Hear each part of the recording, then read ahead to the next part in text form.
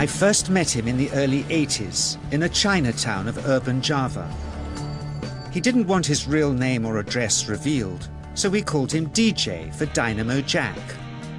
He was only a healer, he said, but he did direct a powerful energy generated from his own body into his patients. Sometimes he used the needles, sometimes just his hands. He called the energy Qi, and it was so strong that he usually needed a grounder to hold his patients' feet. For years we followed him around Java on his healing rounds, pleading to be allowed to film him, but he always refused, saying his powers resulted from a type of meditation with an ancient tradition of secrecy. It was only when my brother Lorne was suffering from a serious eye infection that he finally allowed us to film him in 1987. It was nothing like any acupuncture I'd ever had. I was getting really powerful electric shocks and couldn't control my movements at all. Yin yang, positive and negative, you know. And my positive from here and my negative from here. And we meet together, this can get like electricity. And is this because you're special? You have a special sort of body? Meditation every day. It's meditation that does it? Meditation every day. Like a yoga. But I studied about 18 years. 18 years? 18 years. From my child people. Can you project this energy through your hands only or through other things as well? Only my hands. Only my hands. Like you can touch me, like this. It's nothing, okay? It's my burn. Just like this. Our sound recordist, Simi, was skeptical at first.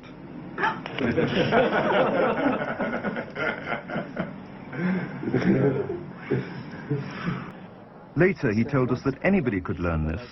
God had given us all the yin-yang polarity, but it takes discipline and meditation to awaken and control it. And you must be very aware of your emotions. This energy can be dangerous. It can kill as well as heal. Then he asked for our newspaper.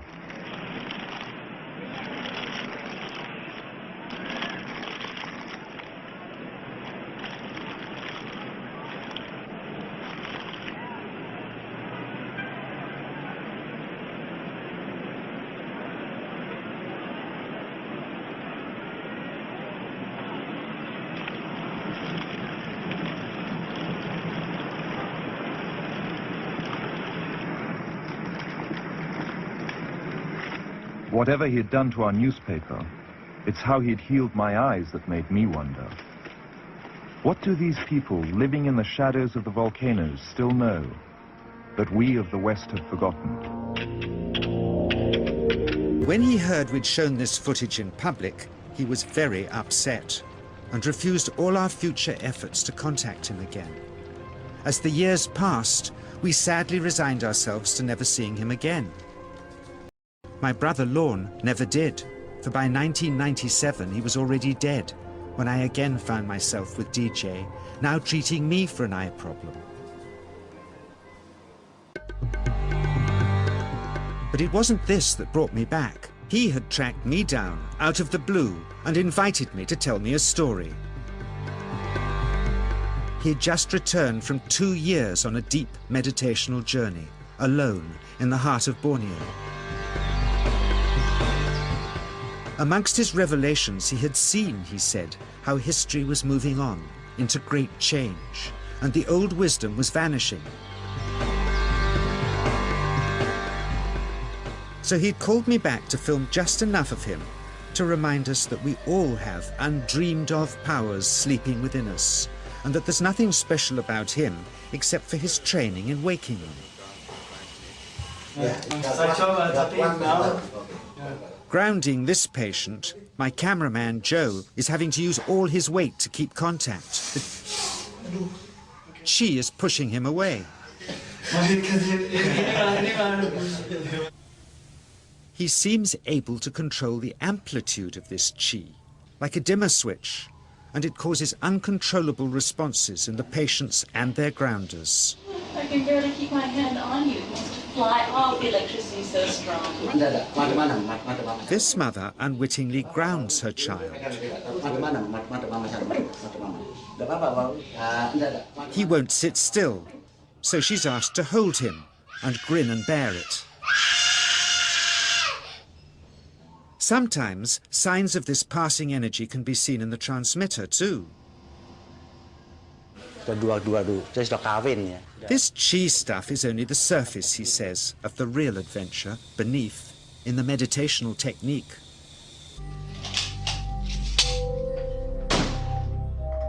Projecting chi from the palm of the hand can also be used to resist rifle pellets, he says.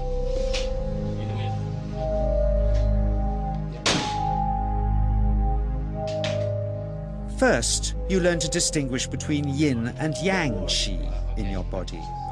Then how to pool it in your navel chakra. Then how to project it, he says. There's a long tradition of Indonesian krisis being possessed by spirits. So people bring him their krisis to see if they're duds. Here, he says, he doesn't manipulate matter by projecting mixtures of yin and yang qi. He merely creates a field of yin energy in which, he says, if there's a spirit, it can manifest itself.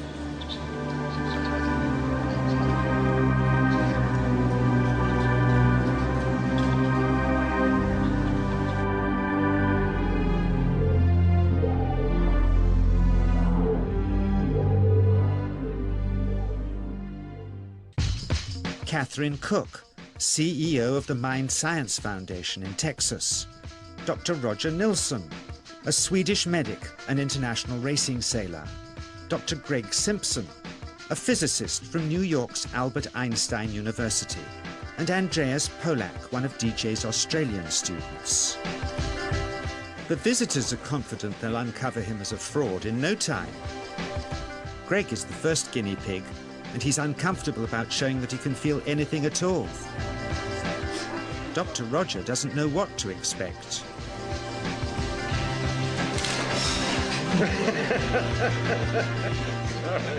Out comes the metal detector, like the things they use in airports, to see if he has any concealed metal in his body. Then the voltmeter, to try and measure the chi. But how to get it to work? Where's the ground? What settings? DJ suggests that as his negative is his perineum and his positive is his navel chakra, perhaps that's where the electrode should be attached.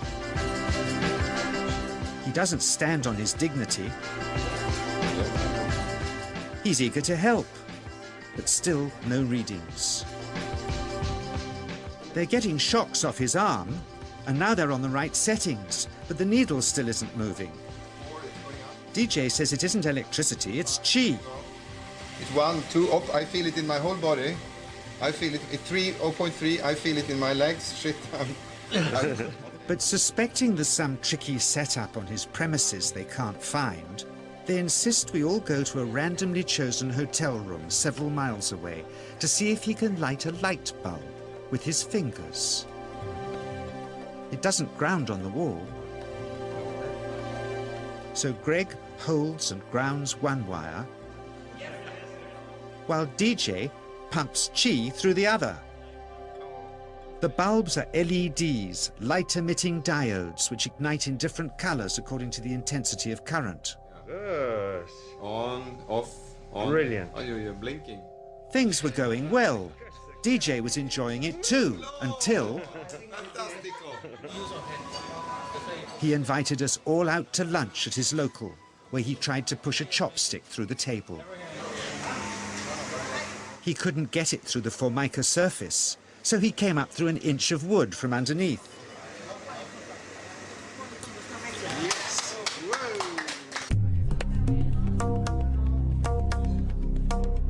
Not only did he draw his own blood, but a chopstick splinter had caught Alison here between the eyes, drawing more.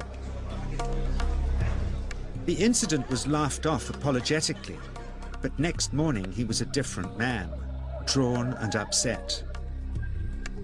He said he'd been visited all night by his long-dead master, raging that he'd broken the strict taboos of his sect, never to show off in public and never to cause harm or draw blood. He felt deeply chastised. All further testing and filming must end. Never again would he submit to public scrutiny, nor accept any new students. He would sink from sight and continue his healing in obscurity.